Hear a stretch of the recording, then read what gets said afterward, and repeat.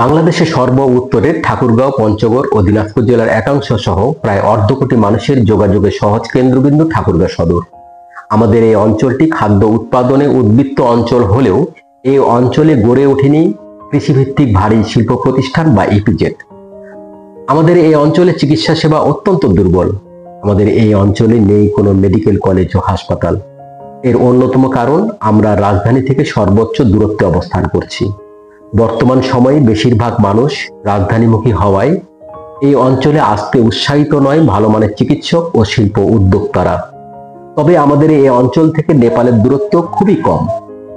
ঠাকুরগাঁও ও পঞ্চগড় জেলা সীমান্ত থেকে নেপালের দূরত্ব কোথাও 20 কিলোমিটার, আবার কোথাও 30 কিলোমিটারের মধ্যে। নেপাল আমাদের কাছাকাছি হলেও আমরা নেপালে যেতে পারি না ত্রিদেশীয় অবস্থানের কারণে। নেপালে যেতে হলে ভারতের অনুমতি প্রয়োজন হয়। তবে নেপাল একটি পর্যটন নির্ভর দেশ। নেপালে কৃষি জমি খুবই কম। নেপালকে খাদ্য চাহিদা মেটাতে আমদানির উপরে নির্ভর করতে হয়। আমরা নেপালের সাথে বাণিজ্য সুবিধা থেকে অনেকটাই বঞ্চিত। তবে ঠাকুরগাঁও বিমানবন্দর থেকে নেপালের একাধিক বিমানবন্দরের দূরত্ব খুবই কম। ঠাকুরগাঁও বিমানবন্দর থেকে নেপালের ভদ্রাপুর বিমানবন্দরের দূরত্ব মাত্র 69 কিলোমিটার এবং ঠাকুরগাঁও বিমানবন্দর থেকে নেপালের বিরাটনগর বিমানবন্দরের দূরত্ব 120 কিলোমিটারের মধ্যে।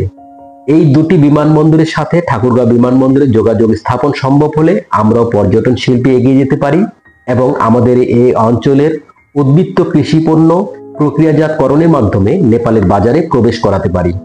আমাদের এই অঞ্চলের উন্নয়ন হোক ভৌগোলিক রূপরেখার উপর ভিত্তি করে।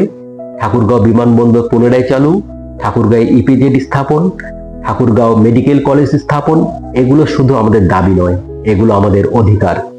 আর এই অধিকার আদায়ের লক্ষ্যে আমরা ঠাকুরগাঁও নাগরিক উন্নয়ন ফোরামের ব্যানারে একত্রিত হয়েছি। আমরা বিশ্বাস করি এই তিনটি অবকাঠামোগত উন্নয়ন আমাদের শিক্ষা, স্বাস্থ্য, অর্থনীতি ও পর্যটন শিল্পে এগিয়ে যেতে সহায়ক হতে পারে। এই হোক আমাদের শুভকামনা।